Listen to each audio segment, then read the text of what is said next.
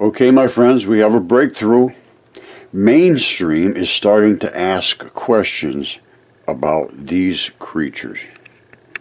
Okay, my outstanding friends, I would say buckle up. They're asking, have we found any dragon fossils? Well, there's a dragon scale, and that's the little tab that holds it in. I don't know how big that dragon would be. It would be kind of small compared to the ones that I will show you. But they're talking about dragons in relationship to possibly dinosaurs, and did man exist? Listen to what it says. A recent article from Discover magazine, that's a big shot, seeks to determine where dragon mythology came from and is it legitimate. In this episode of Answers News, Brian Osborne, Tim Chafee, and Dr. Jennifer Rivera share their perspective on this topic as Bible-believing Christians. What's the story with dragons? Now, they are Bible-believing Christians, and they want everything to fit exactly into the Bible and exactly to the words that the Bible says. And I watched a bit of this, and I understand their perspective, and I'm going to show you a bit of this. But before I do, I'm going to show you what was written about dragons, not in the Bible, in the ancient Greek myths, which I have come to understand are quite legitimate. Now, before I go into there, I want to say something. I'm not here to destroy anybody's beliefs or to impress anybody with other beliefs. I'm here to show what exists on the earth and what was written. That's what they're doing. Now, if they are walking in truth, as God says, He has no greater joy than to see His children walk in truth, not make things up on either side. I'm not making anything up. I'm just going to show you what exists. This is a scale. It sure looks like a dragon scale to me. And I can show you bigger ones that exist that are identical. And that would be the tab that would hold it in place. And I have found blood in here. There is blood coming right out of there and blood coming right out of over there. And I have tested it with catalase, and it still reacts. So there's still some viability to this. Now, they want truth. I want truth. Let's see if we can get some. Okay, my friends, I was going to go with my evidence first, but everybody knows what I've shown that's probably watching this. So let's go with what they think, and then I will show you what I have discovered and what was written in Apollodorus and things like that about dragons. All right, so here we go. This is the Creation Museum, I believe. Answers in Genesis, and I think they call it the Creation Museum. But they will. I think they talk about it as they come up. And it's a mysterious origin of dragons. Every culture has, not a single one doesn't. So they're saying, well, how did this happen? Well, we'll find out. Here goes. Did early humans fight dragons? Welcome to Answers News for Wednesday, January 11th, 2023. Hello, I'm Tim Chafee, and I'm here with Dr. Jennifer Rivera and Brian Osborne, and we're going to be talking about that topic and several other news stories in just a moment. I want to introduce our live audience we have here at the Creation Museum today, so go ahead and make yourselves known to the people who are at home.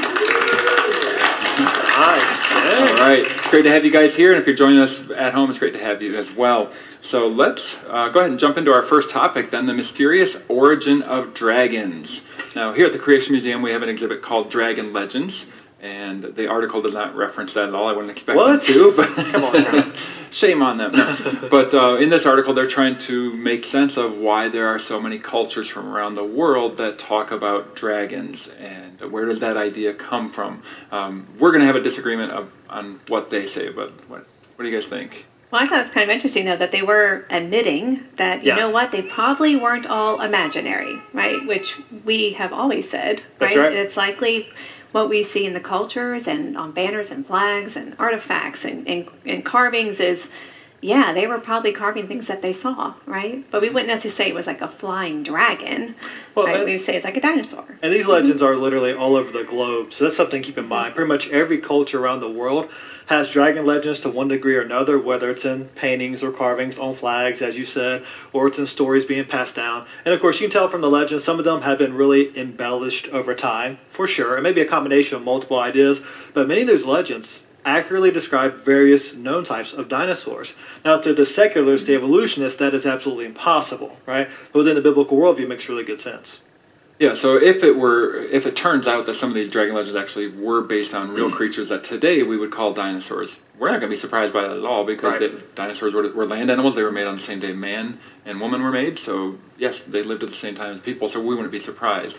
Of course, we want to be clear, we're not saying that every single dragon legend that's ever been told was of a dinosaur. That's not our point. But there are certain instances where, you know what, this does make really good sense, especially from within a biblical worldview. It makes much better sense than what a lot of times what the other ones are saying. So in this one, they're talking about how the serpent just sort of, I'm going to say evolved, but they're not talking about evolution the way they normally do, but it's just the way it's depicted kind of evolves over time. But they do talk about winged serpents in the article, and that's actually mentioned in the Bible, right? The Bible mentions those fiery flying serpents that we see in the book of Isaiah.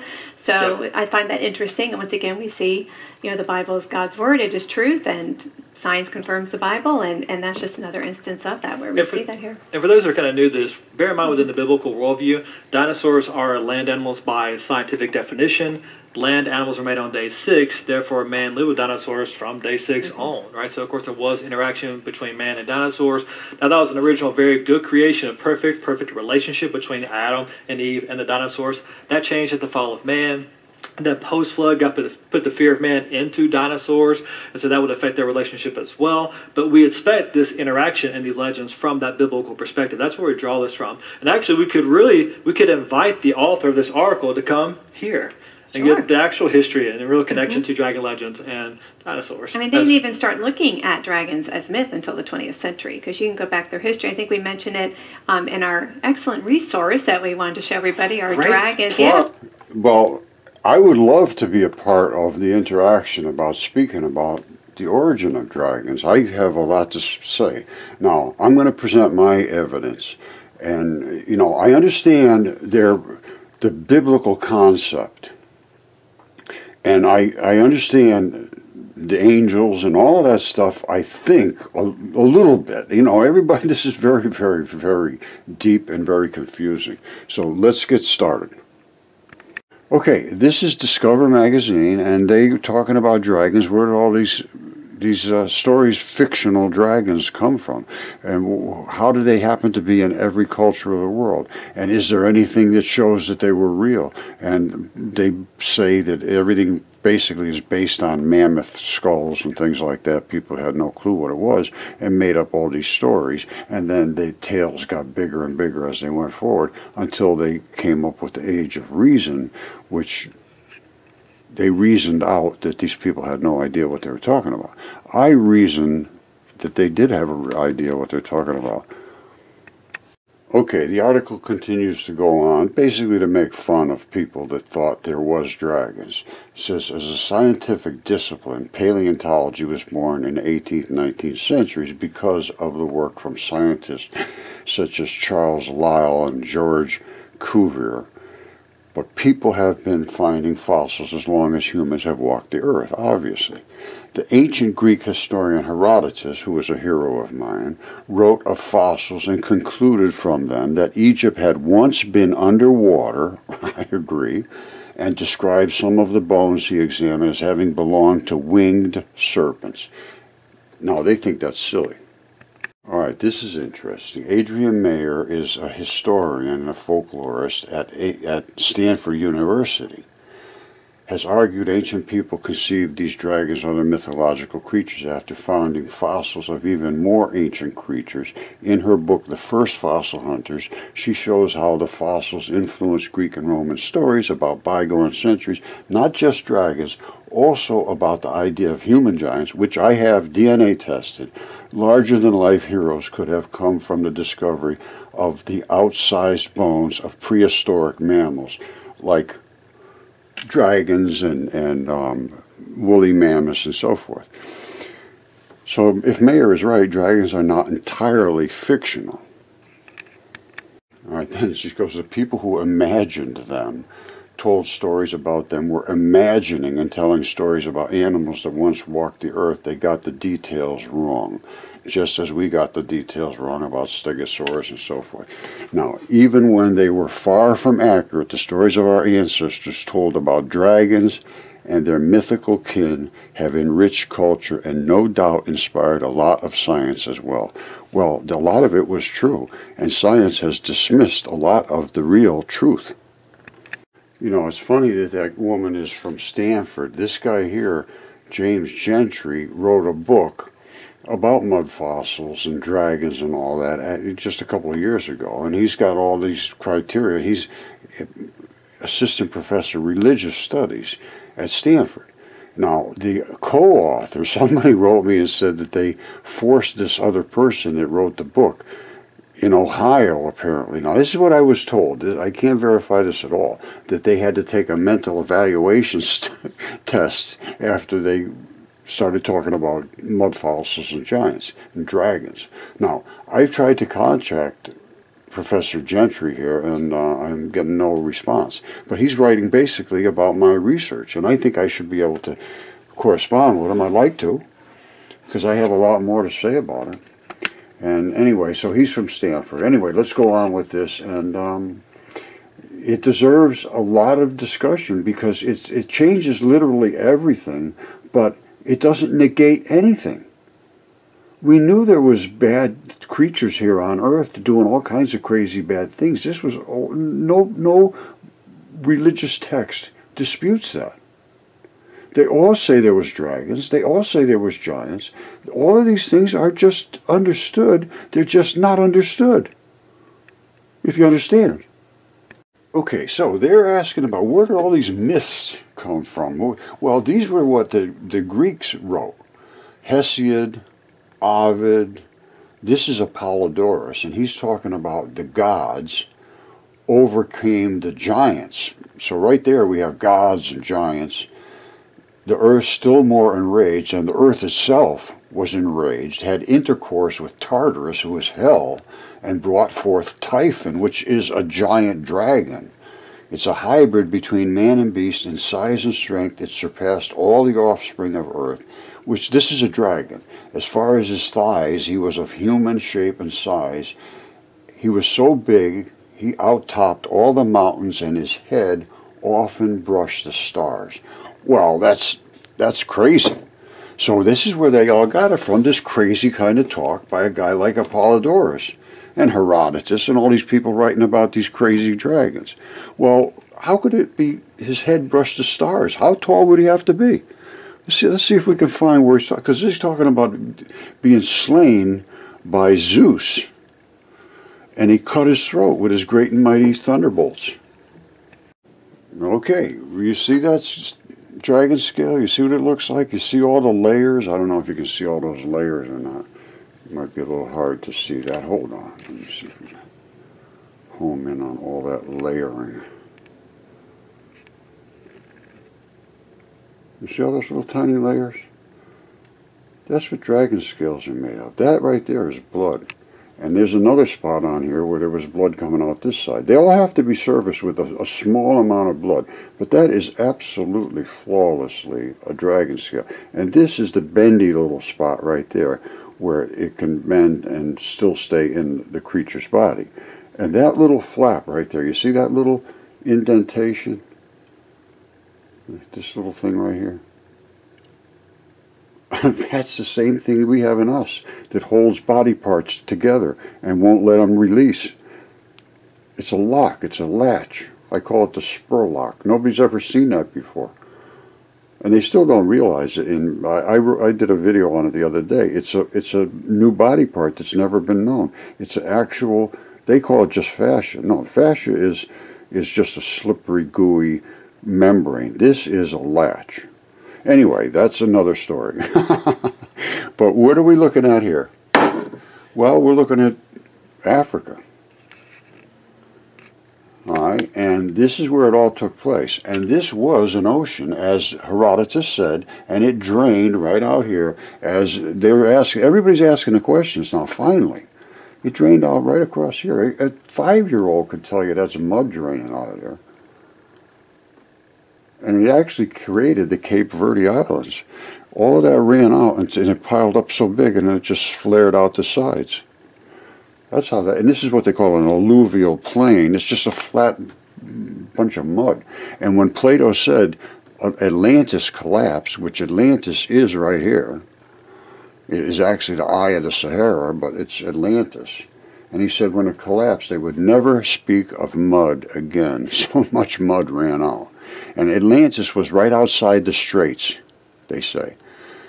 And all these, you see all these little fluty looking things here? These look like entrances into the rings. Anyway, I looked at this very carefully. I can go with Atlantis on this for almost 100% sure. And there was a straits right here that was where they allowed the ships to go into the Sahara Ocean. All right, that's the straits they were talking about. Everybody thought it was the Straits of Gibraltar. Well, this is the straits. And this, what happened was when they had a terrible problem with a giant dragon, this whole thing collapsed, it looks like to me. It all ran out through here. And who was the giant dragon? It was Typhon. And who's Typhon? This guy right here. There's his head that often brushed the stars. You see that? That's his head. Now, if you can't see that, I don't know what to say. This is it right here. All right, this is all the spit he spit out. Coming down here, all down in here is dragon spit. This is his red flaring eye. This is the flashy thing they have on the dragons in all the parades and so forth.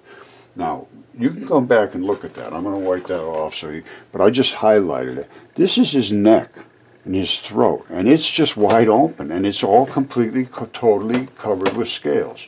And this is the stuff that he was spitting out to kill the fish that's right below. Now, you have Google Earth. If you're interested in truth and reality, then you have to look at this. This is the this fish, gigantic fish.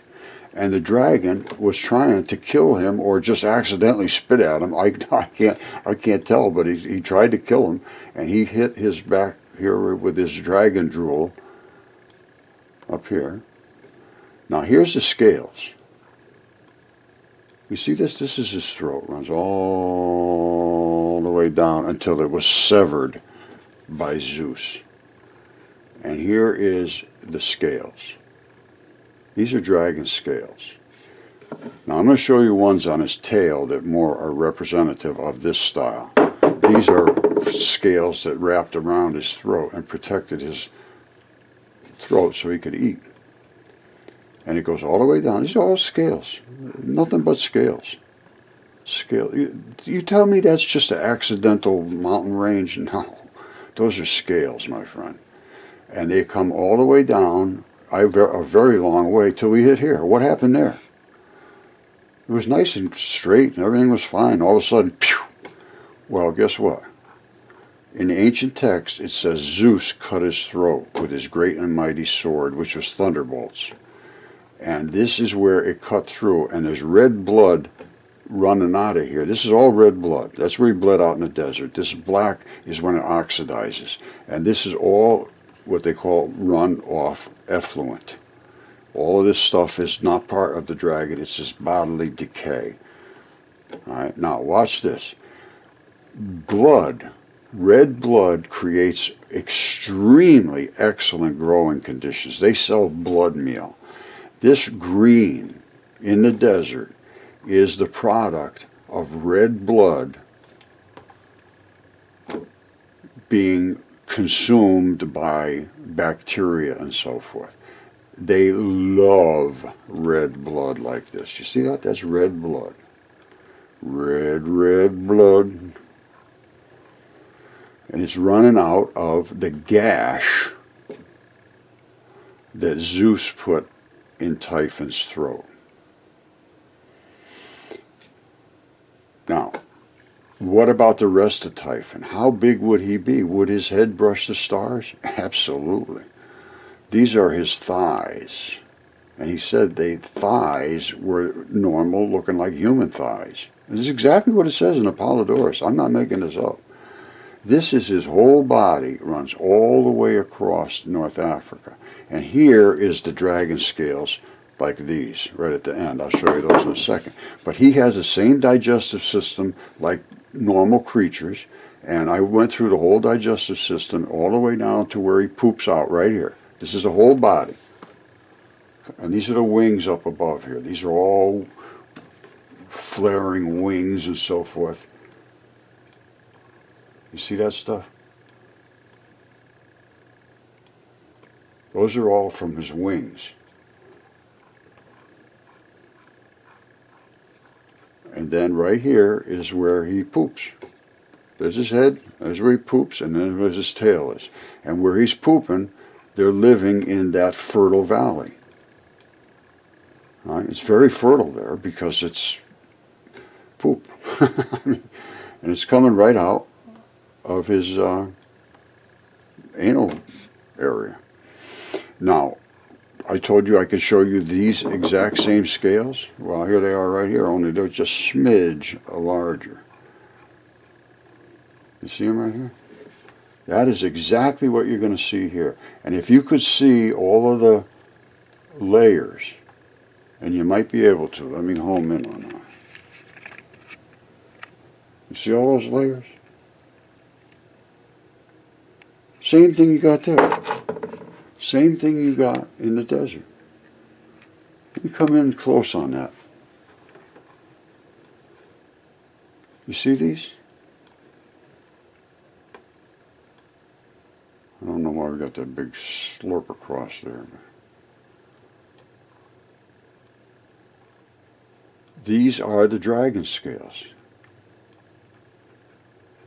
And they are the same thing. They're layered. You see them? All the layers, just exactly like mine. All of those are layers. Then there is a million of them. You see those layers? That's not just an accident.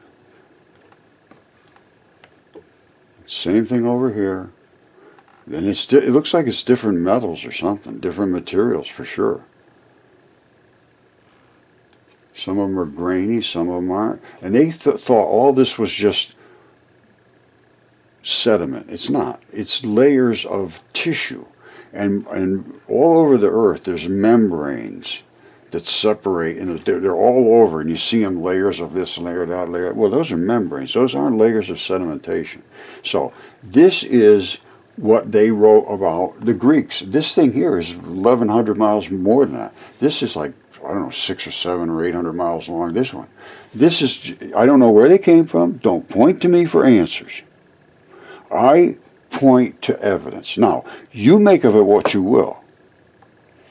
I say this is the origin of the dragon stories. All right, so last word, I would love to discuss with James Gentry, who is involved in these mud fossils and so forth, and has written about them, and his other people there at Stanford. I'd love to discuss that with them. I'd love to discuss this with Creation Museum people. I'd love to discuss this with the people from Discover magazine.